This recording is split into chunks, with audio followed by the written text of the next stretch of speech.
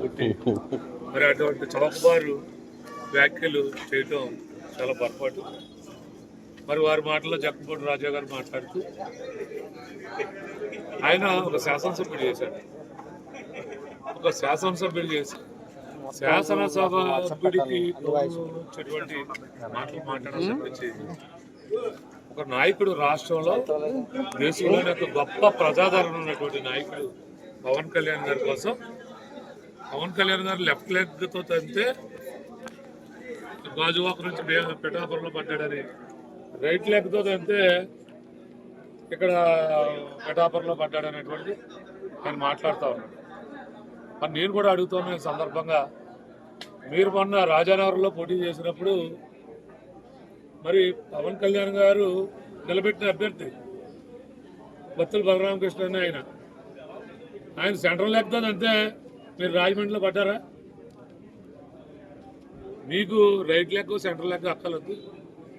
మీకు జన సైనికుడు ఒక్కడు సెంట్రల్ లెగ్ ఇచ్చి కొడితే మీరు మళ్ళీ కనిపించడానికి ఈ సందర్భంగా తెలియజేస్తా. అలాగే మీరు గతంలో కూడా చాలా పెద్ద పెద్ద మాటలు మాట్లాడారు.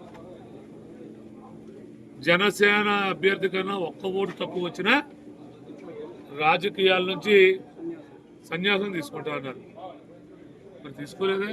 తీసుకోకుండా మళ్ళీ ఏ మొఖం పెట్టుకొచ్చి మీరు మా నాయకుడు పవన్ కళ్యాణ్ గారిని మీరు లెక్కల కోసం మాట్లాడుతున్నారో అర్థం చేసుకోవాలి. మరి మీరు రాజకీయ కుటుంబం, రాజకీయ నేపథ్యం నుంచి వచ్చినటువంటి కుటుంబం నుంచి వచ్చిన వ్యక్తిగా రాజకీయాల్లో రాజకీయ నాయకులు ఏ విధంగా మాట్లాడుకోవాలో గుర్తెరిగి మాట్లాడాలనేటువంటిది మరొకసారి ఈ సందర్భంగా తెలియజేస్తాం.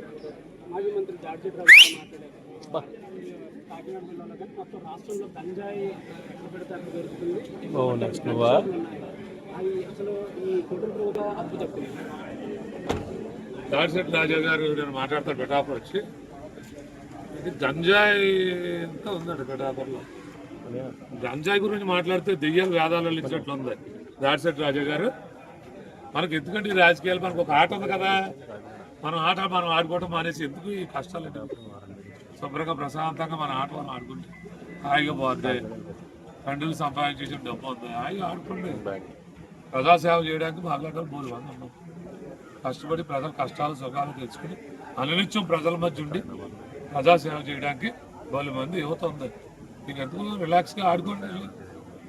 మీరు పవన్ కళ్యాణ్ గారి కోసం మాట్లాడుకుంటే ఆకాశం మీద ఉమ్మూస్తే ఉమ్మూయడానికి ప్రయత్నం చేయడం ఎంత మూర్ఖత్వమో, మీలాంటి నాయకులు కూడా పవన్ కళ్యాణ్ గారి గురించి తప్పుగా మాట్లాడడానికి ప్రయత్నం చేయడం కూడా అంతే మూర్ఖత్వం. సందర్భంగా